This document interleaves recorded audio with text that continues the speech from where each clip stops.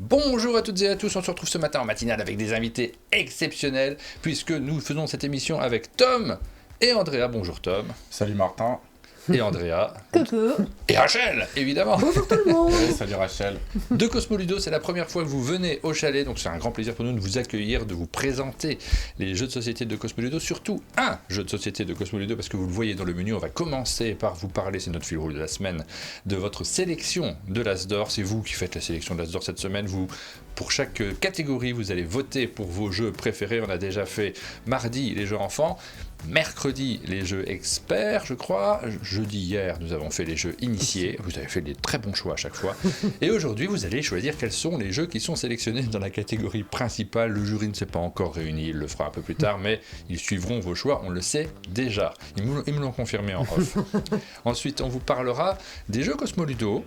Vous connaissez cette gamme, vous la connaissez surtout sous l'angle des jeux abstraits, mais vous allez voir que juste après, on va enchaîner avec un jeu qui l'est un peu moins abstrait, même pas du tout, selon les règles, les définitions strictes de ce qu'est un jeu abstrait. On vous parlera de Kumata dans cette matinale, on enchaînera avec la Minute Culturelle et on terminera évidemment avec la Tombola. Une petite pause publicitaire, j'essaie d'y penser aujourd'hui. Je compte sur toi, Rachel, je l'ai oublié hier. Est-ce qu'on la met avant Kumata? Parce que moi j'aime bien qu'on tease, ou on la met après Kumata? Après Kumata, avant la Minute Culturelle. Voilà pour le programme de cette matinale. C'est parti, on se lance. Et on se lance avec la sélection de l'As d'or. On continue à faire la sélection de l'As d'or. Vous avez vos pronostics d'As d'or? Vous savez déjà qui va l'emporter cette année? Est-ce que vous avez regardé? Non, vous en fichez pas mal? J'ai pas trop suivi, moi j'attends d'avoir la sélection pour après faire les pronostics. Eh bien, ça tombe bien, puisque on vous a préparé, avec Rachel, avec Aline, comme d'habitude, une petite liste des jeux qui seront dans la shortlist. Non, mais je suis trop affirmatif, hein. Qui pourrait en tout cas être dans cette petite liste de l'As d'or. Et comme d'habitude, vous allez voter. Alors je vous montre. On va se connecter donc sur notre site internet. On y est sur le site de Un Monde de Jeux. Le voici. Vous pouvez changer votre petit avatar en haut, comme d'habitude. Vous pouvez vous connecter directement en utilisant soit votre identifiant Google, celui de Twitch, comme vous préférez. Et aussitôt, c'est gratuit. Vous pouvez participer à nos sondages. Alors, à tous les jeux qu'on vous cite dans la matinale, vous pouvez voter pour eux, nous indiquer si vous les attendez plus ou moins avec impatience. Et puis, les sondages, ça se passe sur la deuxième icône, là, ici, en haut, juste en dessous de l'avatar. Sachez que tout ça, ça va changer. On est en train de préparer la nouvelle version du site. Ça va être plus... comment on appelle ça, smartphone friendly, plus accessible. Vous avez plusieurs sondages, on a déjà fait la liste de l'As d'or enfant, la liste expert, mais vous pouvez toujours participer. À la fin de cette émission, on reviendra sur les choix dans chaque catégorie. L'initié, c'était hier. Et là, aujourd'hui, vous allez écrire ici directement le jeu que vous attendez avec impatience. Et pour vous guider, voici quelques jeux qui pourraient figurer dans cette sélection. Alors, par exemple, Digi7, ce jeu musical dans lequel on va essayer d'identifier quelques tubes très connus de tout le monde, mais avec des petits jeux de mots, avec des petites curiosités, avec parfois des thèmes tout simplement. C'est très... Moi j'aime beaucoup DJ7. Oui. Et puis je pense que j'allais dire au niveau national, il a remporté une sorte d'unanimité, donc c'est pour ça que... il paraît que c'est un carton. J'ai entendu des boutiques nous dire ça se vend mieux que Flip 7 et Skyjo en ce moment. Ouais. C'est vrai? Oui, certaines boutiques. Ça veut pas dire qu'au ça général... veut dire que la boîte 2 va arriver vite alors. Ça veut pas dire qu'au général c'est le cas, mais en tout cas, raz de marée sur Digi7 et j'en suis absolument ravi. Je m'attends pas à le voir dans l'As d'or, soyons francs, mais s'il y était, j'aurais un petit sourire de plaisir. Ce sera un moment de fête, ouais. Good Fortune, ce petit jeu un peu abstrait celui-ci, même complètement abstrait. Complètement abstrait. Tu as joué toi à Good Fortune? Non. Ah, ça devrait c'est pour toi. Bah écoute, c'est un jeu de Jean-Louis Roubira, l'auteur de Dixit, qui fait le grand écart, et c'est un jeu à deux de collection de tuiles, et c'est vraiment très très épuré. Donc je sais pas s'il sera dans la shortlist, mais ce sera aussi un moment de fête s'il l'était, parce qu'il le mérite en termes de game design, je trouve. Oui, puis en Belgique, on aime les purées. On continue avec Happy Letters, qui est un petit jeu. Alors, 2 jeux de lettres dans cette potentielle sélection de l'As d'or 2026. Happy Letters, et puis plus bas, je vous l'ai mis aussi, Color Words, qui évidemment va l'emporter, ça me paraît logique. Donc vous avez le choix entre ces 2 jeux de lettres qui sont assez... ils ont des points communs quand même, tous les 2 rapides, assez familiaux, accessibles. Je les aime beaucoup, tous les 2. D'où la catégorie principale. Adjant Avenue, là c'est l'extension qui n'est pas encore sortie, c'est plutôt pour le jeu de base que Adjant Avenue figure dans cette liste. Ce petit jeu pour 2 joueurs, ou qui peut jouer en équipe également, qui a très surperformé chez Yellow. Osmosis, un jeu d'association d'idées, original dans lequel on essaye de se mettre d'accord sur le type d'association qu'on va faire avant de faire ces associations. C'est un jeu, hop là, dadada. Donc, un jeu de création de langage très original et qui va mettre le feu autour de la table. Moustache, un jeu dans lequel vous n'êtes pas obligé de porter la moustache. Ah si, oui. Non, j'ai cru j'étais sur Big Moustache. Excuse-moi, Martin. Oui. Ah, pour Opération Seb, juste en dessous. Oui. Ben, avant ça, il y a Moustache et Lumberjack, un jeu de cartes avec des contraintes très efficaces et qui brille en plus. Tilt. On est sur le jeu du pendu, cette fois-ci. Chez Actarus, ce jeu de Antonin Bocara. Oui, tout à fait. Si je ne me trompe pas, est-ce qu'il est tout seul dessus? On fait de mémoire. Moi, je crois qu'il est tout seul dessus, mais c'est possible que je me trompe. Tu n'avais pas Romaric Bah, je me suis posé la question. Je me suis posé la question, mais on je se pose crois tous la question. Il suffit d'ouvrir pour regarder. Hop, est-ce qu'il y a Romaric Galenier? Oui. C'est une victoire collective. Toy Battle, de jeu dans lequel vous allez jouer avec des jouets, à vous affronter.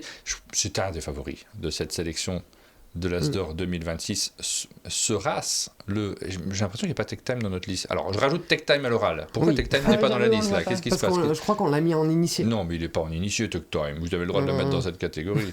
Et du coup, ça répond à Oroner qui demande s'il peut mettre Miams. Oui, tu peux mettre Miams. Il n'y a pas Miams non plus. Non, alors, c'est parce que pour moi, il est en initié, mais non, Miams, il n'est pas en initié.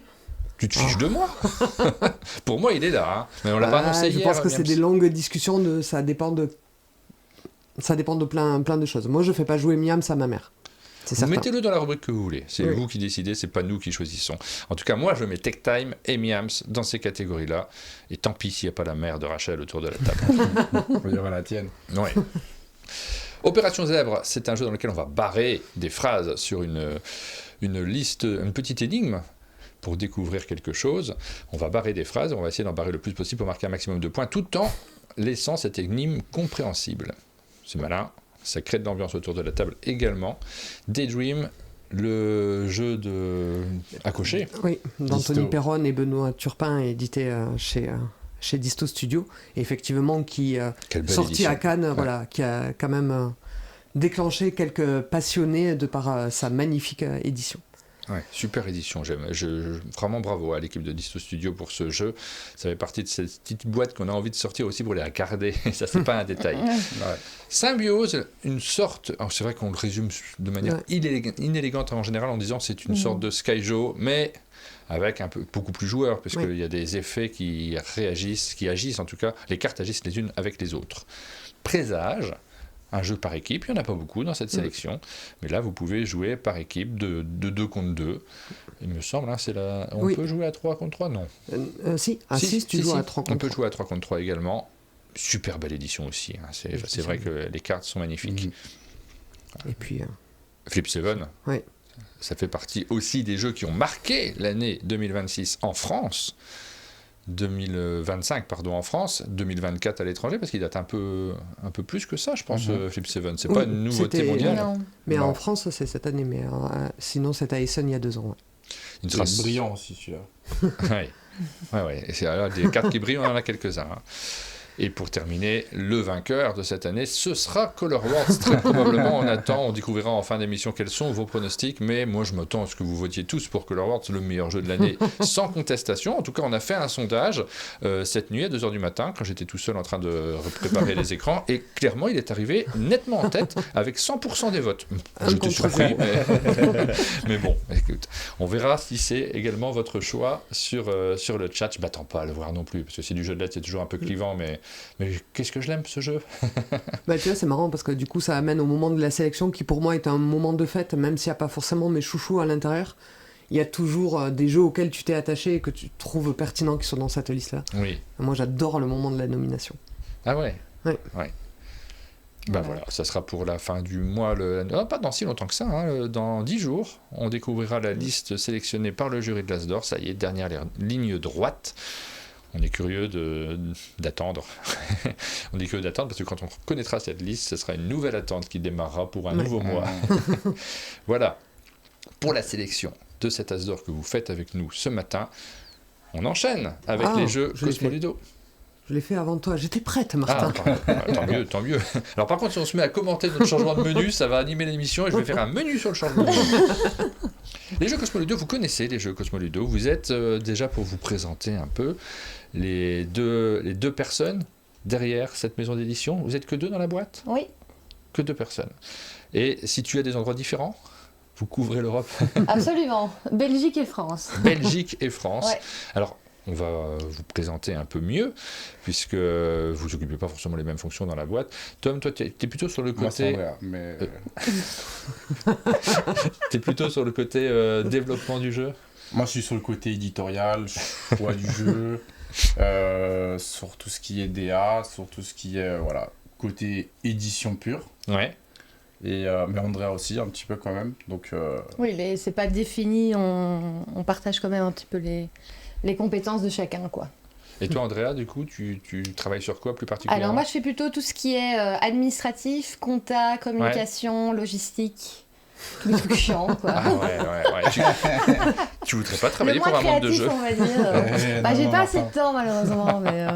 Nous non plus. On est un peu dans les trucs chiants aussi en ce moment. Je vais les sortir quand même parce que vous connaissez très bien les jeux qui sont derrière moi. Je pense que vous les connaissez en tout cas. Nous, on a souvent plaisir à vous les montrer. C'est vrai qu'à chaque fois qu'il y a une sortie de jeu Cosmo Ludo, c'est un petit peu la fête parce que c'est rare finalement de mettre en avant ce type de jeu actuellement.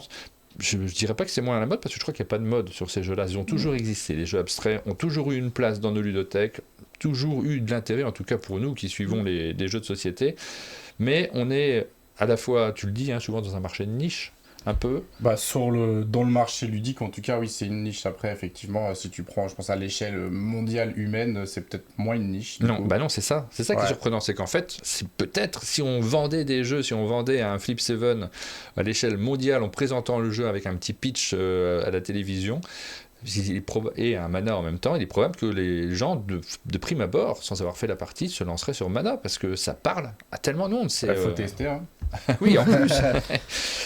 Ça parle à tout le monde en fait. C'est l'origine du jeu de société. On a commencé probablement après Touche Pipip par les jeux abstraits.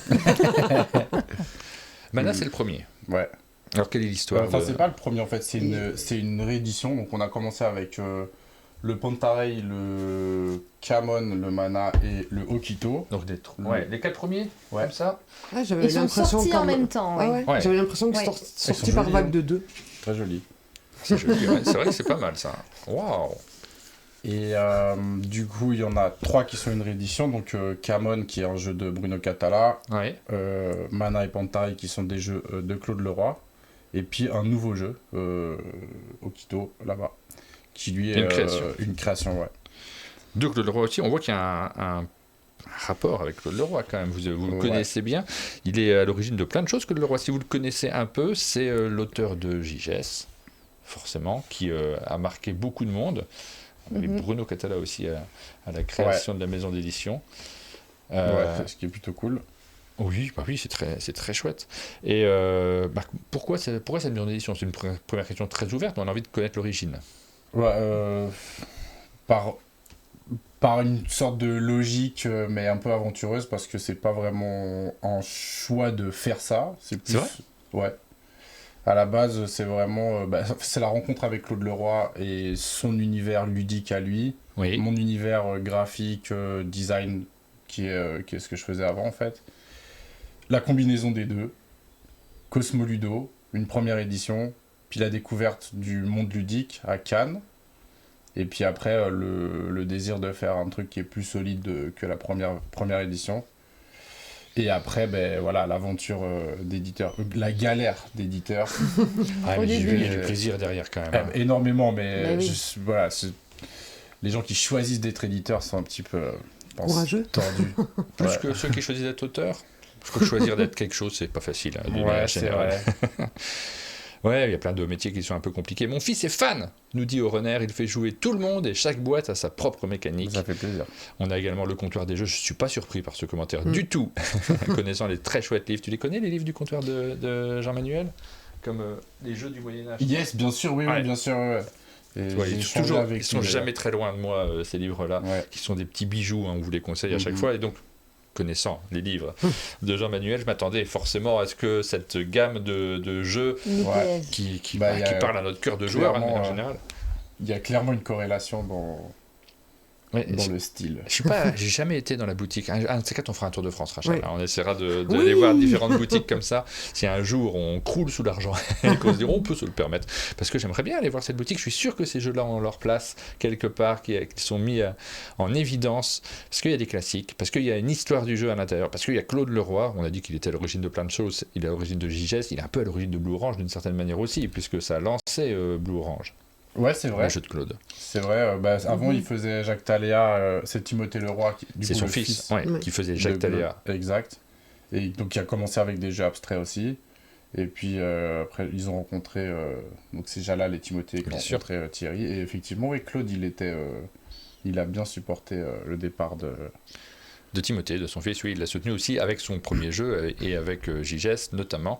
Voilà, pour cette... Qui est en réédition maintenant, le JGS aussi. Ouais, tu regrettes de ne pas l'avoir. Ah bah, on peut pas tout avoir. Je suis content de l'édition qu'ils ont fait, en tout cas, elle est cool et je sais que le jeu part bien, donc c'est vrai ça fait plaisir de... Ils sont ravis, ils nous ont dit qu'ils étaient agréablement surpris, ils l'espéraient évidemment, mais... du démarrage de JGS, du nouveau démarrage de JGS chez Blue Orange, ils ont fait une édition luxueuse. On a souvent discuté quand on se croise en festival, Tom, notamment tu m'as déjà dit j'aurais bien aimé éditer tel jeu ou tel autre jeu, et c'est vrai que moi ça me touche à chaque fois parce que ça montre l'attachement que tu as à certains jeux abstraits. Tu me l'as dit sur Donuts par exemple à un moment. Celui-là j'aurais adoré l'avoir, j'aurais fait autre chose. Après non, oui j'aurais fait autre chose, mais il est un peu disponible Donuts. Oui, après là pour le moment du coup ce sera la suite de la conversation, mais on a décidé d'un petit peu aller vers autre chose que les jeux abstraits pendant un temps. Mais je pense que c'est des objets. Ce que moi je souhaite et ce que par exemple Timothée espère aussi, peut-être qu'il y aura un peu un renouveau du jeu abstrait à un moment quand tu vois que ce type de jeu va prendre une place un peu plus installée dans le marché ludique et que ça va redevenir un peu des objets plus hype. Et à ce moment-là, on se posera la question. Voilà. Alors, il est disponible, les droits sont pas... Il n'a pas récupéré les droits. Je sais que Bruno, il rêve de récupérer les droits de ce jeu-là pour pouvoir le proposer et en refaire quelque chose, parce que c'est un jeu auquel il tient tout particulièrement. Je ne suis pas en train de te le vendre. Faites ce que vous voulez. Moi, je ne m'initie pas dans ce genre de conversation. Mais c'est vrai que cette gamme... Pour moi, c'est un peu la gamme actuellement du jeu abstrait. C'est celle qu'on attend avec impatience. Et puis, c'est celle aussi où on sait qu'il y a de la profondeur. Que c'est pas... Parce qu'il y a plusieurs façons de faire du jeu abstrait. Il y a des façons très accessibles pour toucher un très grand public. Et puis, il y a les durs de durs. Ceux qui... Et tu compares avec quel autre... Alors, c'est pas du tout pour critiquer, mais Gigamic fait des jeux beaucoup plus légers. Et il trouve un public aussi autour de ces jeux légers, mais des jeux qui sont souvent finis, comme on dit dans les jeux abstraits, c'est-à-dire que la réponse, pour ceux qui la maîtrisent, en tout cas c'est facile de programmer un ordinateur qui gagnera à chaque fois sur ces jeux-là. C'est moins le cas de vos jeux. Ouais, c'est moins le cas de nos jeux, Mais c'est vrai. Ils sont moins combinatoires, on va offrir un peu plus de contrôle sur le jeu, c'est plus joueur, mais ça reste quasi le même degré d'accessibilité que... Oui, c'est très, ça reste très accessible. C'est quand même c'est vraiment là-dessus qu'on travaille principalement, c'est sur l'accessibilité du jeu. Il faut que les règles soient vraiment très très simples, elles doivent tenir sur une page. C'est à partir de 8 ans, mais c'est pas des jeux pour enfants, donc c'est vraiment le travail qu'on fait, c'est ça, c'est une sorte de démocratisation du... Pour moi, c'est la différence entre les jeux dont parle Martin de la gamme Gigamic, c'est la différence entre les jeux stratégiques et les jeux tactiques. Ceux où tu peux prévoir ta fin de partie dès le début. Ou ceux où tu réagis plus au coup par coup, quoi. Oui, et puis il y a aussi de l'ambiance dans le jeu abstrait, même si ça a une image de sérieux, souvent quand on dit jeu abstrait, il y a aussi de l'ambiance, et Gigamic est plus sur le versant ambiance d'une certaine manière, même si vous n'êtes pas sur le versant chiant. C'est ça, Et ils sont beaux aussi les jeux Gigamic quand même. Ils ont ce côté jeu-objet qui fait que ça fonctionne bien. Et puis, nous aussi, on est un peu on est sur des objets particuliers, mais on a plus orienté sur le design. Il y a un peu plus un côté mystérieux. C'est moins directement marketable comme un objet, tu vois. Quand même, quand tu commences à avoir joué à un de la gamme, c'est toujours rigolo de retrouver ce même graphisme avec les valeurs, avec les barres, les croisements, les ceci, les cela. Moi, je trouve que vous avez réussi un truc sur l'habillage des boîtes. C'est plutôt toi l'habillage des boîtes, Tom ? Oui, ça c'est tout à fait moi. Ça c'est. Oui, parce qu'il y a un effet de gamme là. Vous avez réussi à installer cette marque-là, et quand on les voit d'un coup d'œil, on sait que c'est vous. On va voir que ça va changer un petit peu, mais c'est une autre gamme que vous développez. Celle-ci, elle est mise entre parenthèses. Il y aura des suites ?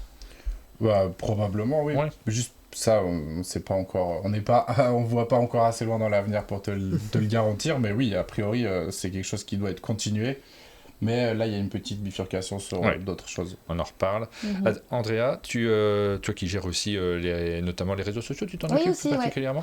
Est-ce qu'il y a des joueurs fans qui sont hyper attachés à Cosmo Ludo, qui vous suivent de manière différente de la façon de suivre d'un autre éditeur, par exemple ? Ah oui, on a vraiment des super fans qui attendent la nouveauté, qui se demandent d'ailleurs justement pourquoi le nouveau ne rentre pas dans la gamme, etc. Ils sont curieux. Oui. Qui vous insultent ? Non, ils sont très très bienveillants. C'est un scandale. Je veux mon nouveau jeu abstrait de Je veux des barres, je veux des ronds, je veux des croix. Je les comprends. Il n'y a pas eu de jeu l'année dernière d'ailleurs.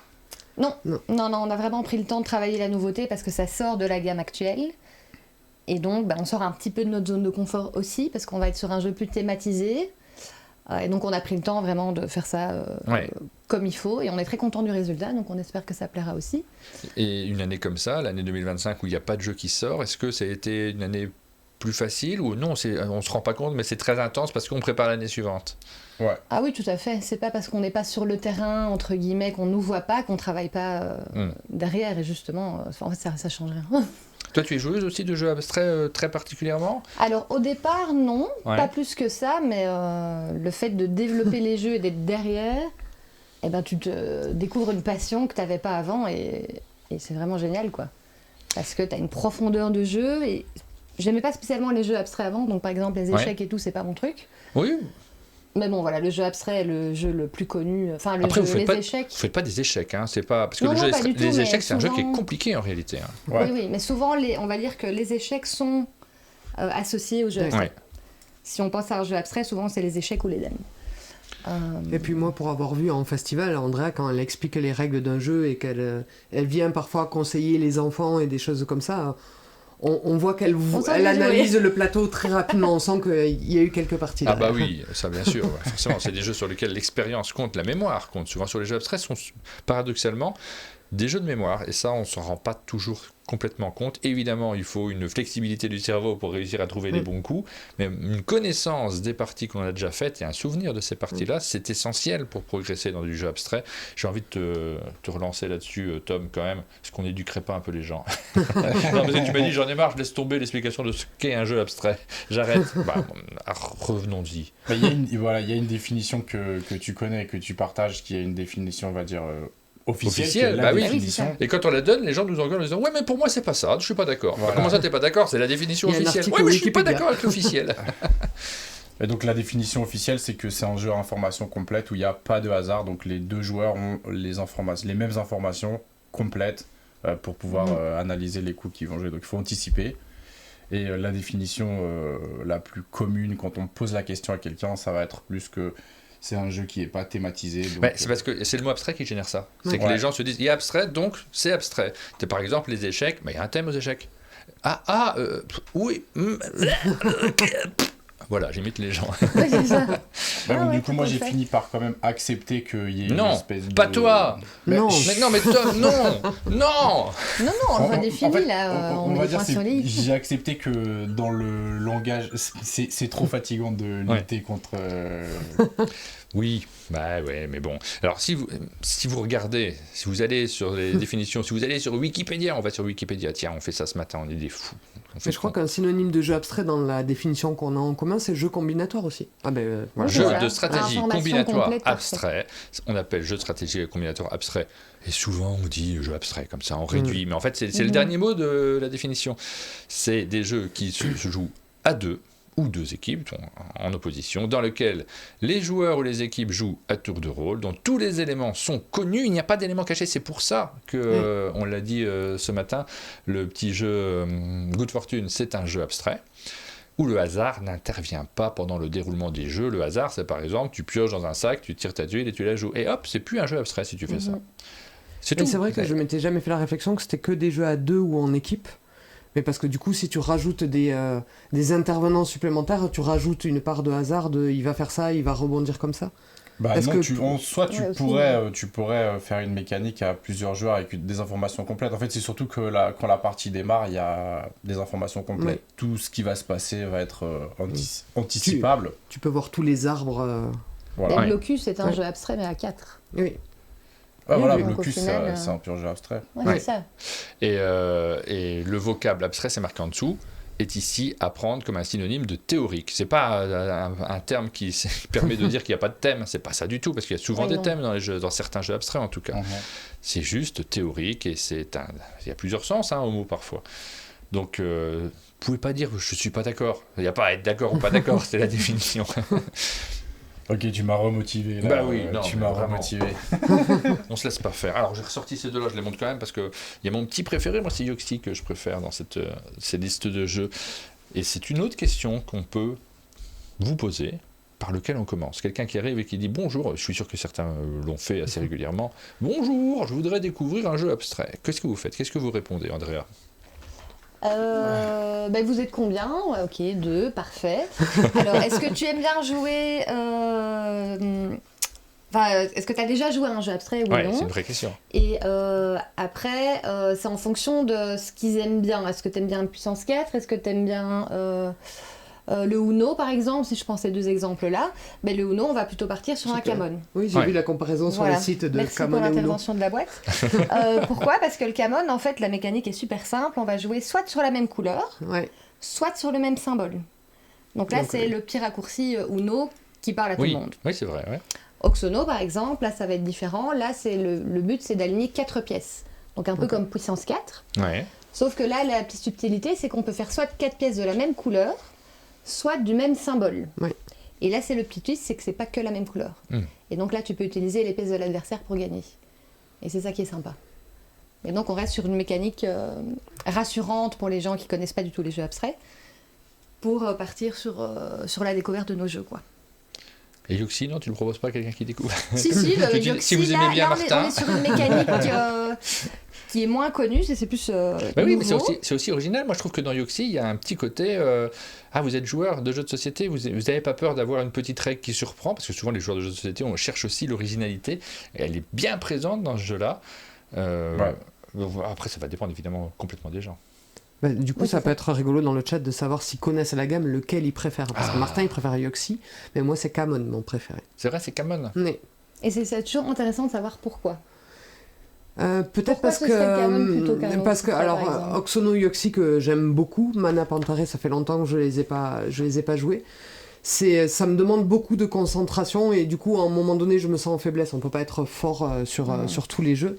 Mais Camon, c'est beaucoup plus visuel d'essayer de faire ce cheminement ou cet encerclement, c'est beaucoup plus visuel. Je peux, si je me déconcentre quelques secondes, revenir très facilement sur une lecture du plateau. Et te reprocher direct. Ouais, je suis assez d'accord. Mais en tout cas, dans tous les jeux, il y a un effet waouh. Quand on explique la règle, il y a toujours un moment où il va y avoir un twist et les gens vont le comprendre au moment de l'explication et ça va faire chez eux une émotion qui va dire ok, je vois.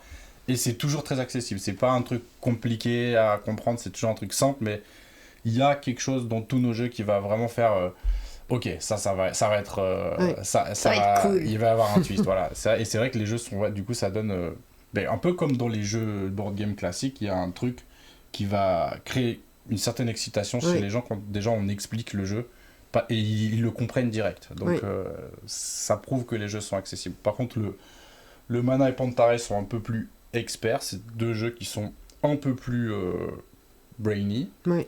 Ça reste, peut-être que les règles sont encore plus simples que ceux-là, mais ils sont plus compliqués à gérer. Mais ces 4 jeux-là, ils sont vraiment, en réalité, ils sont tout publics à partir de 8 ans. Les yeux fermés, il n'y a aucun problème. C'est vraiment des jeux que tout le monde peut jouer. Ton préféré ? Si toutefois tu en as, parce que c'est vrai que quand on est à l'origine de tous les jeux... Le Lokito m'amuse beaucoup. Et peut-être moi, en joueur... J'aime aussi beaucoup Yoxi. Je pense que Yoxi, c'est un jeu il a une profondeur vraiment qui est surprenante. C'est un jeu sur le long terme, on peut vraiment progresser. Mais sur le fun, ouais, je crois le plus fun pour moi, ça reste Okito et Oxono. Oxono qui a eu un bon succès sur BGA aussi, donc c'était intéressant de voir. C'était très intéressant de voir sur BGA jusqu'où les gens pouvaient aller dans l'exploration du jeu, comment ils jouaient. Donc il y a des gens qui ont découvert des styles de jeu, des trucs. Et c'est cool de voir aussi un jeu qui vit, de pouvoir suivre l'évolution d'un jeu sans être derrière tout le temps, quoi. C'est lesquels qui sont sur BGA ? Les 4 là, Kamon, Yoxi, Okito et Oxono. Ouais. Alors, est-ce que les règles s'expliquent en général assez rapidement. Est-ce que tu serais capable de nous en expliquer un, juste un seul, comme ça, pour que ceux qui repartent de la matinale se disent « Ok, je sais jouer à un jeu, allez, je le prends tout de suite. » Le Yoxi, par exemple. Ça peut être Yoxi, mais ça peut être un autre, hein, c'est comme tu préfères. Ça peut être le Yoxi. Oui, le Yoxi, très bien. Ouais. Attention, il faut que tu restes dans le champ. Ah ouais. Ah oui. Ok. Donc au Yoxi, il y a un totem, qui est cette pièce-ci. Et le but du jeu, ça va être de bloquer le totem et d'avoir plus de points que les adversaires autour du totem à la fin de la partie. Alors je vais juste sortir quelques pièces pour faire l'exemple ici. Hop. Donc il y a des pièces de valeur. Alors on va les mettre à côté les pièces pour qu'on les voit. 2, 3 ouais. Et des valeurs 4. C'est facile, c'est le nombre de segments. Voilà, et ça fait le nom du jeu aussi si tu regardes. Yoxi. Ça, tout le monde ne le savait peut-être pas. Et donc, le but, c'est d'avoir le plus de points autour du totem quand il est bloqué.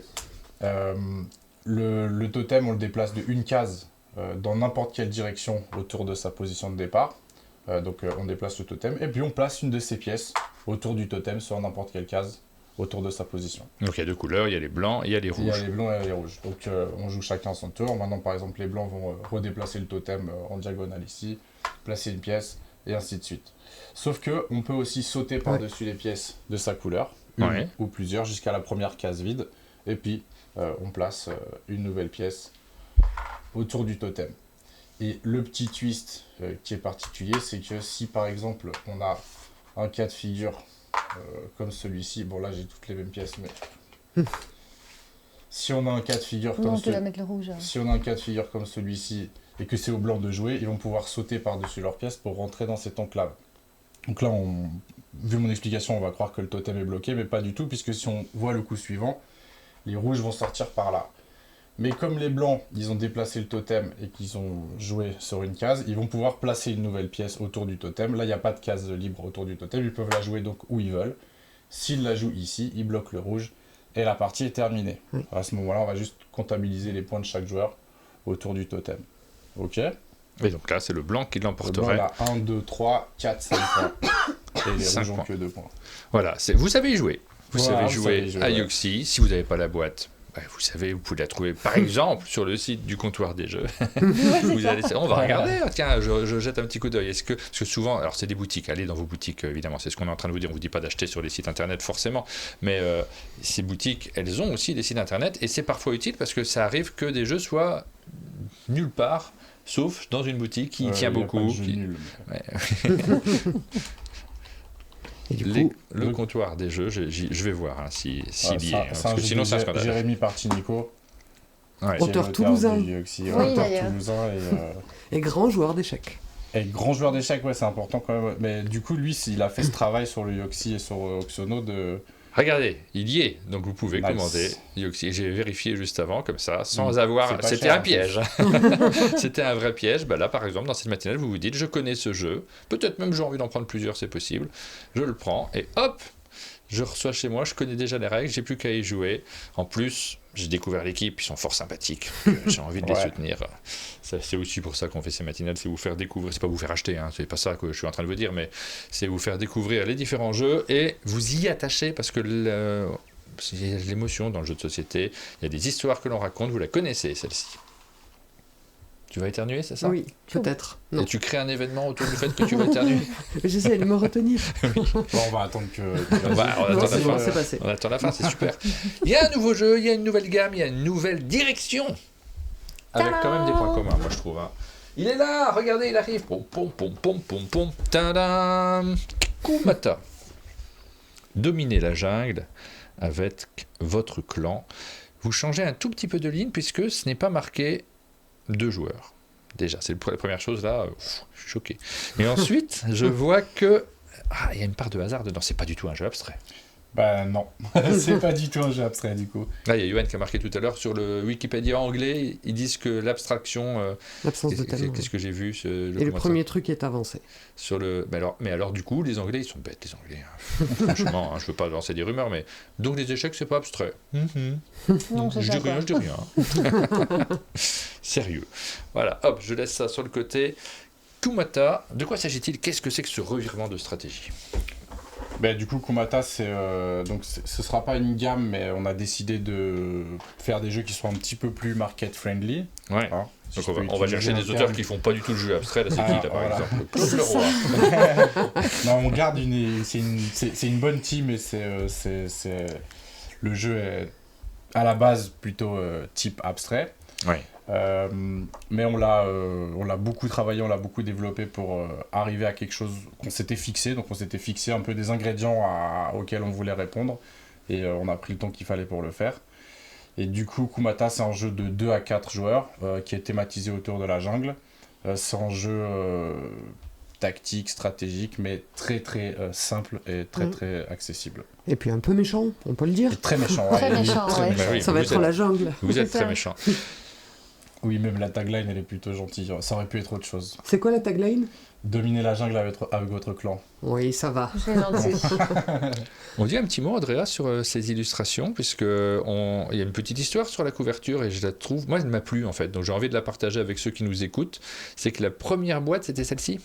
La première couverture? Alors oui, donc là on a travaillé avec une illustratrice qui s'appelle Marie Maca. Ouais. Donc là qui a un univers graphique très fort et qu'on a beaucoup aimé. Donc j'ai adoré, je la connaissais pas, j'ai adoré. Hein. Bien, ouais. Ça fait plaisir. C'est son premier jeu, après elle n'était pas du tout issue du monde du jeu. Et elle a adoré faire ça aussi, donc ça c'est très cool. Mais en effet, nous notre premier choix de couverture, c'était la V1 du livret de règles. Ouais. Donc c'était pas ce livret de règles, mais une première version. Puis finalement, on s'est dit, on a eu des retours boutiques aussi, parce qu'on présente toujours les jeux en amont. Ouais. Parce que l'idée, c'est quand même de faire un chouette jeu qui a une chouette couverture. Et donc, le parti, c'était de montrer le matériel sur la boîte aussi. Oui. Ben oui, on voit la différence entre la boîte finalement qui a été... Alors, on s'imagine que pour l'illustratrice, c'est moins rigolo, parce qu'elle avait fait une super illustration qui existe toujours, puisqu'elle est sur la règle du jeu. Oui. Mais pour l'objet boutique, et je pense que les boutiques présentes sur le chat ne nous contrediront pas. Ouais, contrediront, c'est ça le verbe? Oui. Ah ouais. Oui, là, la boîte est beaucoup plus efficace. Oui. Eh bien, elle n'est pas si moche que ça. Hein. Elle est très belle, elle est très réussie. Belle, très colorée. Mais non, mais j'aime bien l'histoire. En fait, on a essayé de faire quelque chose graphiquement, mais on fait un jeu de société, c'est important aussi. Et l'histoire de cette illustration qui nous permet aussi de nous intéresser à l'illustratrice, de jeter un petit coup d'œil. Là, je suis sur son Instagram, elle a un site internet également, mais je me suis connecté sur son Instagram. Vous voyez son travail qui attire l'œil, qui est original. Ah, ça c'est joli. Ah, mais c'est le travail de Kumata, justement, le singe. Non, ça c'est un autre. On l'a inspiré pour autre chose. Ok. Et du coup, très très bon choix d'artiste pour la DA du jeu. Ouais, moi j'aime beaucoup, vraiment. Là, j'ai envie de me plonger dedans, de regarder un petit peu. Oui, c'est très singulier, on reconnaît vite sa patte. Et on a eu un gros flash. Donc, moi aussi, j'ai un vrai coup de cœur pour ces illustrations. Puis du coup, c'est thématisé jungle, des animaux, mais c'est pas... Je trouve le compromis est bon. On voit que c'est pas... C'est à partir de 8 ans, mais c'est pas un jeu enfantin, c'est pas un jeu... Le compromis, pour nous, ça sonne juste. Oui, pour moi, le compromis qui est bon, c'est le fait que ça soit des tuiles de couleur. Donc ça nous parle, on voit que c'est de la couleur-valeur, mais voilà, avec le joli enrobage qui fait qu'on a envie de se l'approprier.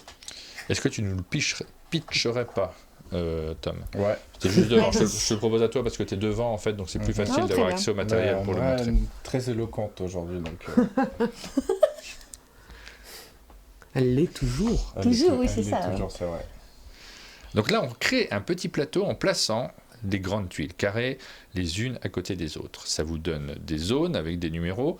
Sur ces zones, les joueurs vont devoir jouer et chacun dispose d'une couleur, la sienne, qu'il va essayer de mettre en avant. C'est ça, voilà. Donc on va comptabiliser les points de chaque couleur en fin de partie. Ça, c'est pour une partie. Montons un peu pour qu'on voit les piles de dominos. Oui. On les met à côté. Oui, voilà. Donc ça, c'est pour une partie à 3 ou 4 joueurs. C'est la configuration à 3-4 joueurs. Si on joue à 2 joueurs, en fait, on va retourner tout le matériel.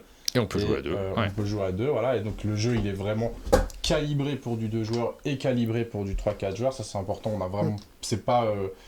ça a été travaillé en profondeur pour les différents modes. Donc à 2 joueurs, on aura des valeurs 4. On jouera avec les hippopotames et les crocodiles. À 3-4 joueurs, on joue avec les tigres, les singes, les toucans et les serpents. Donc chaque joueur... Peut-être les ouais. crocodiles. Donc chaque joueur dispose de 10 tuiles de sa couleur. Et le but, ça va être de faire le plus de points visibles avec son clan en fin de partie. Pour placer un domino, c'est très très simple. En fait, il suffit juste de trouver un endroit où il y a les mêmes chiffres. Donc ici, les serpents vont jouer un 1-3. Ils vont chercher sur le plateau un endroit où il y a un 1 et un 3. Par exemple, ici, 1-3, et ils vont pouvoir, ou 1-3 ici, ils vont pouvoir placer le 1 sur le 1 et le 3 sur le 3. C'est facile. C'est très facile. Il y a également des dominos qui ont des cases vides. Les cases vides, c'est important dans le jeu, c'est comme des jokers, on va pouvoir placer ce qu'on veut par-dessous ou par-dessus une case vide. Donc le 1 vide ici, on va pouvoir jouer par exemple la case vide sur le 2 et placer le 1 sur la case vide qui est à côté, comme ceci, par exemple. On peut également jouer par-dessus des dominos qui sont déjà placés sur le plateau. Par exemple ici, si les tigres veulent jouer le domino 1 et 3, ben, ils vont pouvoir le jouer, mais ils ne pourront pas le jouer directement sur un domino qui est déjà placé. Donc là, ici, j'ai un domino qui est déjà placé 3-1. Je serai obligé de croiser 2 dominos différents pour placer un domino par-dessus d'autres dominos. Et enfin, très important, chaque joueur dispose d'un petit totem qui n'a pas encore été déballé ici. Pardon. Voilà. Pas de souci. Mais est-ce que tu as dit le but du jeu? Le but du jeu, oui, c'est de marquer le plus de points visibles avec la couleur de son clan en fin de partie. Ouais. Donc chaque joueur dispose d'un totem de sa couleur. Et le totem, on le joue une fois par partie en même temps qu'un domino. Donc par exemple, si les tigres venaient de jouer le domino 3-1 ici, ils pourraient placer leur totem par-dessus et bloquer ce domino jusqu'à la fin de la partie. Interdit d'écraser maintenant. Exact. Et en plus, le totem rapporte des points bonus en fonction de la hauteur à laquelle il se trouve. Voilà. Grosso modo. Oui, c'est ça, c'est très simple. Donc ça reste assez accessible, facile à expliquer. Et on ressent quand même des émotions qu'on a déjà vues dans d'autres jeux de votre gamme, mais avec une disposition qui est complètement différente. Et alors, c'est ça qui n'est pas un détail, ce sont ces 2 petits tas qui sont à côté, parce que c'est ça qui va amener aussi de la légèreté. On ne sait pas dans quel ordre les tuiles vont tomber. On s'adapte. Il y a une forte adaptation dans ce jeu par rapport à d'autres jeux abstraits où là, tout est calculé, tout est réfléchi en amont parce qu'on a développé une stratégie et on essaie de contrer celle de notre adversaire. Ici, on s'adapte à ce qu'on peut faire. On essaie de faire le mieux. Bon, du coup, là, on joue toujours les dominos au sommet des piles. Si on ne peut pas les jouer, on en place un de côté, on passe son tour et on a 3 piles de choix au coup suivant. Et la partie s'arrête quand un joueur est totalement bloqué à son tour. Et là, on passe juste au décompte des points.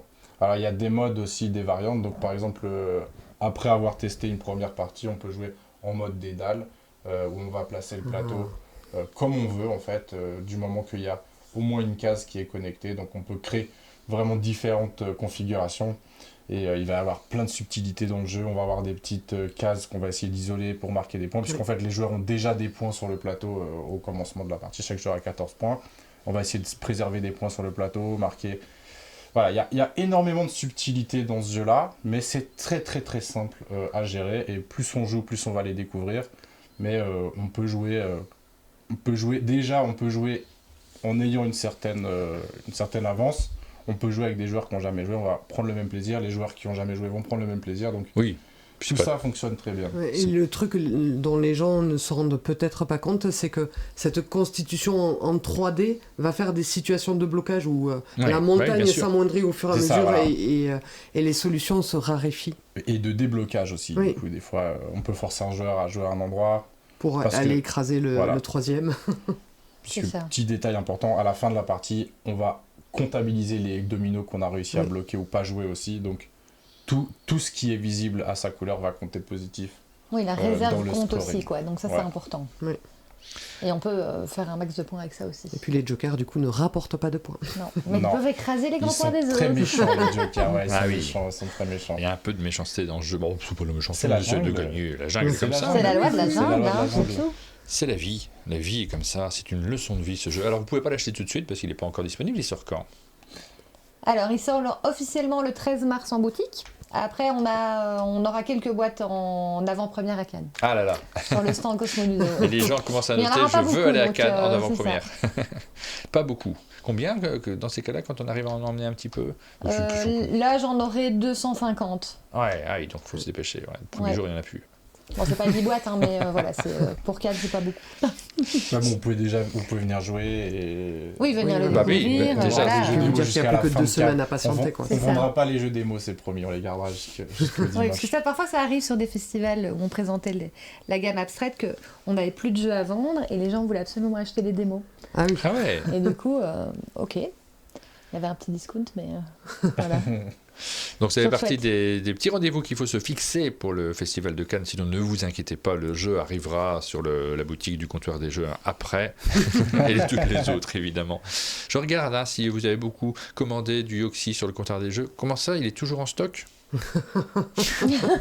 Il n'y a rien du tout, on ne gagne pas d'argent par rapport à ça. Mais ça fait plaisir de mettre en avant des boutiques différentes à chaque émission. On arrive, donc Omata, vous le découvrez. Nous, on va faire la vidéo juste après, Rachel. Tu vas perdre. Oui, je sais que tu t'es entraîné hier soir, mais moi j'ai quelques parties. J'ai quelques parties à l'alchimie, à Partenay. On va faire que de méchanceté, Rachel. Ah ben Martin le sait déjà. Oui, je sais déjà. Il Après, a cerné la joueuse le truc, c'est qu'il faut que j'arrive à... Non, mais c'est pas ça. C'est que je sais déjà que tu n'essayes pas de gagner. C'est ça que j'arrive jamais à comprendre. En disant, si je le mets là, ça t'embête beaucoup. Mais c'est nul pour toi, tu vas te bloquer. Ouais, mais ça t'embête beaucoup. Je suis classé chaotique. C'est toi qui t'es classé comme ça, moi pas du tout. Et à chaque fois, je me dis, mais pourquoi elle essaye pas de gagner? Et à la fin, elle dit, mais je gagne pas souvent. Bah oui. Alors, est-ce que ce serait pas le moment de la publicité, Rachel? Il me semble, hein. Du petit verre à dos, de la publicité, du petit verre à dos. Observez bien les jeux, c'est ceux qui sont à gagner sur la tombola. Et juste après, il est encore temps de commander, de prendre des tickets de tombola, là tout de suite sur notre application, pour participer au tirage au sort. On vous montre les jeux que vous pouvez gagner aujourd'hui.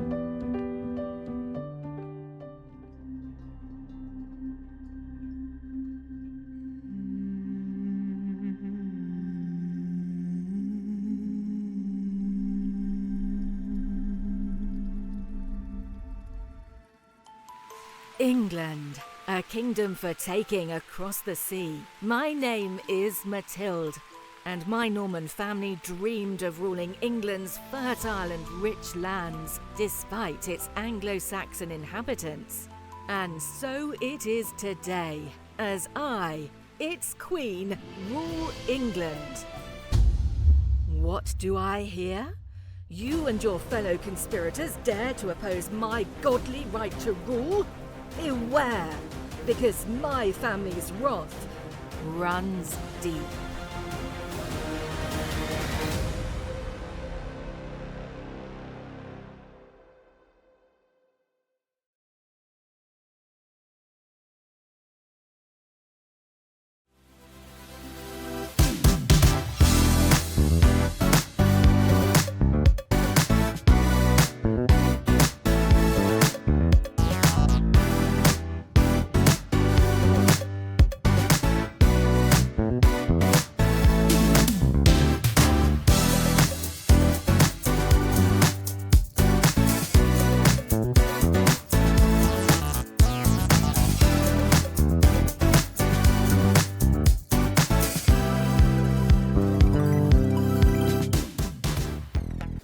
Et on se retrouve après cette petite publicité. Tous ensemble, vous avez vu les jeux qui sont à gagner lors de la tombola qui va avoir lieu là juste après notre minute culturelle. C'est le moment de nous conseiller des trucs. Je vous ai lancé là-dessus hier. Est-ce que vous avez des conseils à partager avec ceux qui nous écoutent? Vous en avez trouvé un tous les deux? Ouais, vas-y. Conseil culturel? Ouais. Ah, toi, tu avais un conseil culturel rigolo. Ouais, moi je suis en train d'apprendre le japonais. Je trouve ça absolument passionnant de découvrir, de réapprendre à lire. Une nouvelle écriture, d'associer des sons à des lettres, donc moi je m'éclate à mort. Apprendre, c'est toujours génial. Hein. Et dans le japonais, dans la langue japonaise, il y a 3 différents alphabets et c'est très très intéressant. Voilà. Moi, mon conseil culturel, c'est apprenez le japonais. Alors, mais par quel biais tu le fais? C'est ça qui est intéressant. Via Duolingo. Duolingo. Ouais. J'ai toujours le fantasme d'améliorer ma connaissance de la langue. Je vais commencer, je pense, par l'indonésien. Et, alors, blague à part, moi, je me suis inscrit à des cours d'indonésien quand j'étais au collège. Ah ouais. J'ai rien retenu. Pas une blague. Non, c'était pas une blague. Et j'ai rien retenu du tout parce que c'était rigolo, mais le prof était vraiment pas bon. Et adorable. Mais. C'était dans quel but? C'était dans le but qu'il a ouvert un club d'indonésien et je me suis dit bah ouais, il y a un club. Il n'y avait pas de club dans mon collège. C'était le collège du pauvre, archi pauvre. Et il n'y avait rien à faire. À Ferrières-la-Grande, juste à côté. Il avait ouvert un club, je me suis dit, bah, j'ai rien, je vais y aller, moi j'ai envie de faire des trucs. Et j'aimerais bien. C'est ça, Hiragana. Et ça, c'est le nom des. Hiragana, Duncan, il a appris le japonais aussi? Et les kanji. Ouais. Et du coup, les kanji, c'est comme des emojis qu'ils viennent placer dans un texte, et c'est interprétable à l'oral. Donc, il n'y a pas une traduction spécifique du kanji, non, mais c'est vrai, c'est intéressant. Ouais. Je trouve ça vraiment. Hyper trippant. Ouais, mais moi, du coup, on a eu cette discussion ce matin en buvant le café, mais pas à cause de la minute culturelle, parce qu'on a dérivé de l'anglais à ton apprentissage du japonais. Moi, je me demandais si quand ils lisaient un texte, du coup, ils n'avaient pas la voix off, qu'ils lisaient ce qu'ils voyaient, mais s'ils avaient une voix off plus visuelle, avec cette notion de kanji. Moi, je voudrais être en japonais, du coup. Ouais. Sûrement, ou à Kenji Girac. Faudra leur demander. Et toi, Andrea, t'as une petite... Et c'est moi qui anime. Ah oui, pardon, okay. Excuse-moi. J'aime pas comment ça. Ouais. Désolé, je suis désolé. Ouais. Et toi, Andrea, tu as un petit conseil à donner? Alors moi, on va partir plutôt sur le culinaire. Donc là... T'as ce qu'elle a dit? Non, lance pas Rachel là-dessus, s'il te plaît. Il n'y a même pas de raison. Moi, je veux savoir ce que c'est l'anecdote culinaire. Non, mais c'est la lactofermentation. Je suis très curieux aussi. Et je suis content de cette minute culturelle parce qu'on parle tout le temps de bande dessinée. J'en ai marre. Pas du tout. Oui, non, mais ça fait plaisir. Chose. La lactofermentation, de quoi s'agit-il? Alors la lactofermentation, c'est une manière de conserver les aliments dans une saumure. Donc c'est de l'eau mélangée avec du sel. Ah, comme souvent je trouve avec le tofu, non? Non, ça c'est... Il trempe dans une sorte de jus. De saumure, oui. Mais ouais, c'est jus de la saumure. Je sais pas. Je sais pas si c'est au sel. Ouais, j'ai l'impression. J'ai pas l'info. Peut-être, ouais. Mais donc fermentation, voilà, c'est au sel, donc on fait une saumure dans quoi on va plonger les légumes. Oui. Pour les conserver plus longtemps. Donc c'est ce qu'on faisait avant qu'il y ait le frigo et tout ça. Et ce qui est bien avec la lactofermentation, c'est que ça conserve forcément, mais surtout que ça démultiplie les vitamines de tes légumes. Ah bon? Ah ouais. Ouais. Combien de fois? Bon, j'ai pas envie de dire de bêtises, mais en fonction des légumes, la vitamine C, ça peut être x10 par exemple. Et c'est sur du légume cru ou cuit? Vraiment cru. Question. Ok. Ouais, c'est vraiment cru. Ouais, parce que moi, en plus, je cuis mes légumes d'une façon où je tue les vitamines. Oui, t'enlèves tout, quoi. Tu les fais à la vapeur pendant trop longtemps? Ouais, non, je les fais avec un fond d'eau et je mets un couvercle. Ah, oui. Donc tout du cru. Voilà. Mais donc en fait, la lactofermentation, en fait, l'idée c'est quoi? C'est que avec cette saumure, les bactéries, les bonnes bactéries, vont venir manger les sucres du légume pour éliminer les mauvaises bactéries. Et donc, et c'est ça qui va créer la fermentation et qui va faire que c'est un environnement anaérobie. J'arrive jamais à le dire. Anaérobie. Donc en fait, ça va enlever tout l'oxygène du pot et c'est ça qui fait que ça se conserve et que tu ne pourras pas avoir de moisissures ou de mauvaises bactéries. Ok. C'est intéressant. Bon, et ça modifie le goût des légumes un peu? Ah bah oui. Ah oui, mais ça garde le croquant. Ok. Ah ouais, par exemple, si tu fais avec des carottes, des radis et tout, ça garde le croquant. Je crois que j'ai jamais, je connais pas du tout. Mais le kimchi, non, kimchi c'est. Kimchi, oui, ça c'est trop bon. Ça c'est du chou coréen, avec des piments coréens. Tu rajoutes un peu d'ail, du gingembre. Et alors, qu'est-ce que tu lactofermentes? Je fais du kimchi. Je fais là récemment. Après, je fais des endives. Pour rester en français, en Belgique, on dit des chicons. Des chicons. Ah, des chicons. J'adore les chicons. C'est ça. Et ça, c'est trop bon parce que en général, après la lactofermentation, t'attends plus ou moins 3 semaines. Ouais. Ah oui. Pour que ça fermente bien. Bah ouais. Et après, la fermentation s'arrête et c'est là que tu conserves. Mais donc, par exemple, pour les chicons endives, mais là, tu les enlèves de leur saumure et après, tu mets simplement un filet d'huile. Et ce qui est bien, c'est que la lactofermentation enlève l'amertume des endives. Okay. Donc, il y en a qui n'aiment pas, par exemple, ou qui rajoutent du sucre quand ils les cuisent. Et là, c'est pas nécessaire. T'as essayé avec des frites? J'ai pas encore essayé avec des patates. Je vois qu'on voit ce pouf, pourquoi pas. Hein. Après, le monde est plein de surprises. C'est ça. Et super pour cette. J'ai envie de lactofermenter plein de choses. C'est trop bon et ça coûte pas cher. Ouais. C'est facile, il faut juste un pot peu de temps qui et se des ferme. Ouais. Voilà, qui se ferme bien hermétique. Qui se ferme hermétique, oui, avec un petit caoutchouc pour que. Orange, souvent, le petit caoutchouc, c'est important. Puisse partir et sinon, c'est de l'eau et du sel. Donc, l'eau du sel. Pas très compliqué. Ça doit s'apprendre en japonais aussi à faire ça, non? Voilà, pour les conseils originaux de cette matinale de vendredi. Des gens originaux. Vous êtes des gens originaux, c'est vrai que c'est comme ça qu'on vous qualifie. On est sur la fin de cette émission, mais avant de terminer, il y a 2 choses. Attention. La tombola, et ensuite, votre vote. Hein, forcément, on a envie de savoir quels sont les jeux que vous avez mis en avant dans cette émission. On va commencer par la tombola. Et est-ce qu'on parle pas des tombolas de la semaine prochaine? Parce en parlant, pendant la publicité, attention, surprise, nous avons une annonce pour la tombola de la semaine prochaine, mais qu'est-ce donc, Rachel?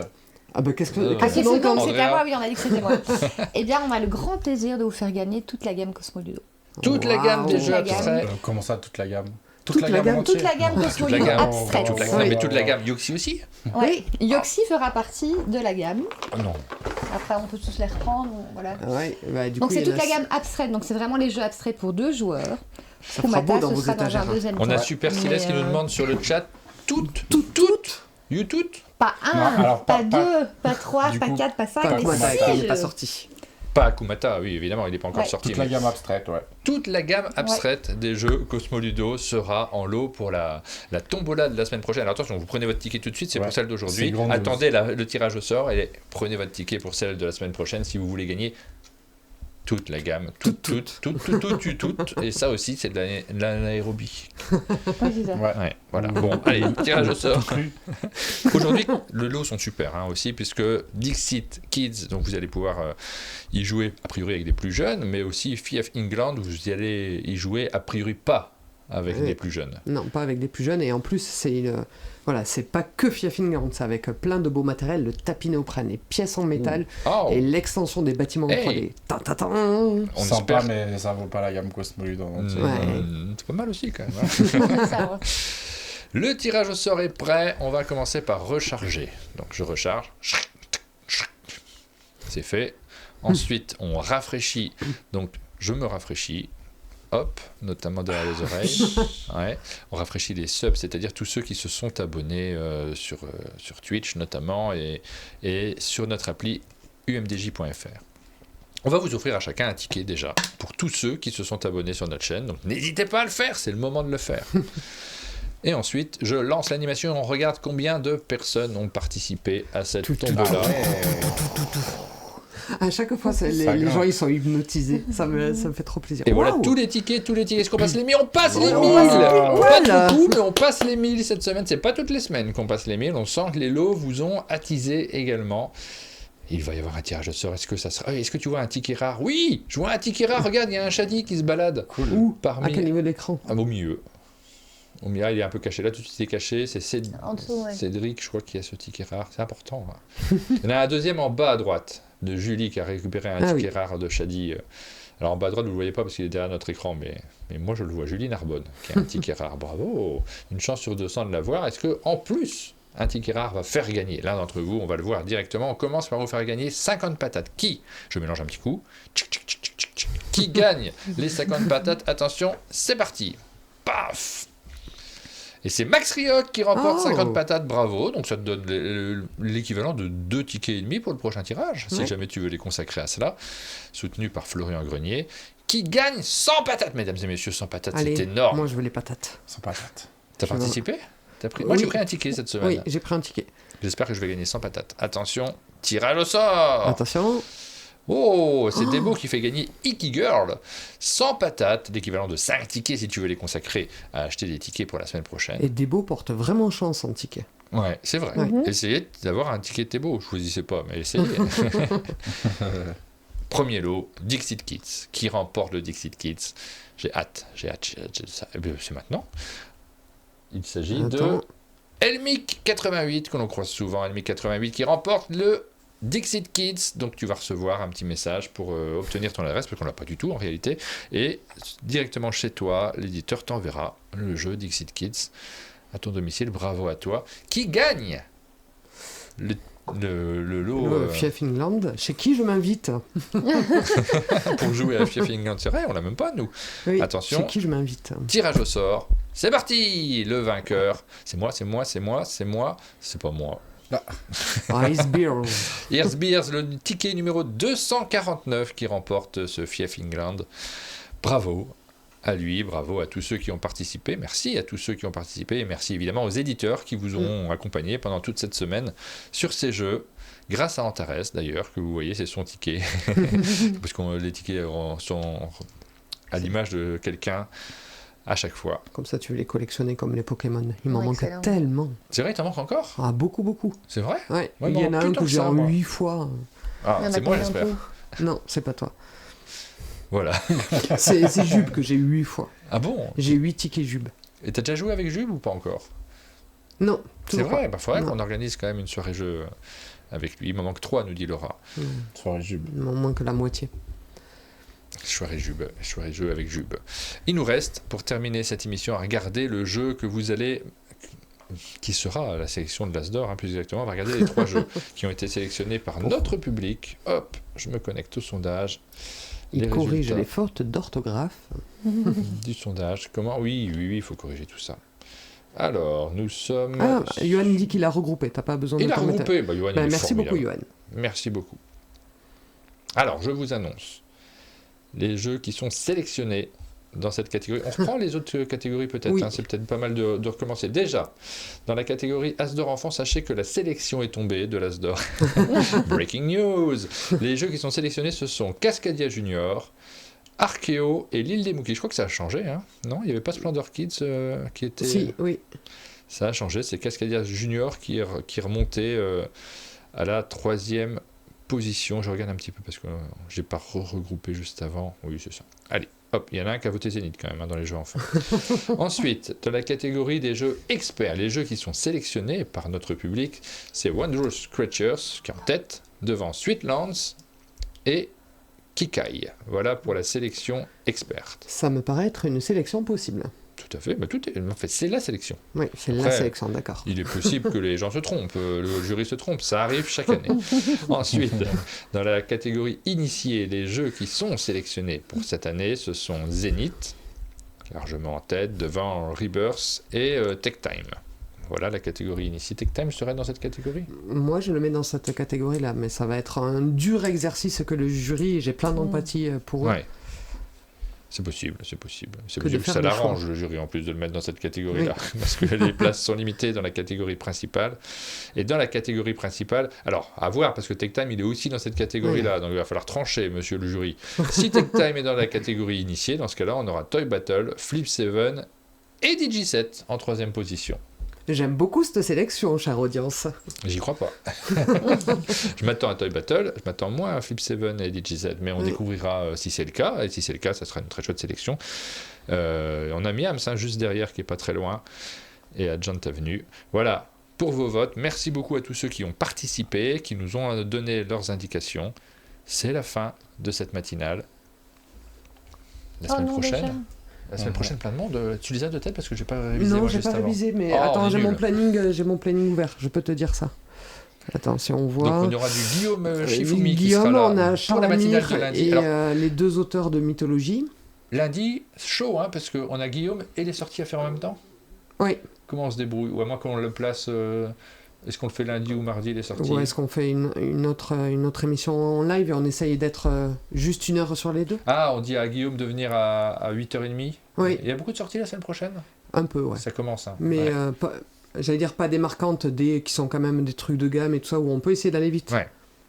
Donc, bon, lundi, matinale complexe et riche, puisqu'il y aura à la fois dans un premier temps les sorties et ensuite Guillaume qui sera là.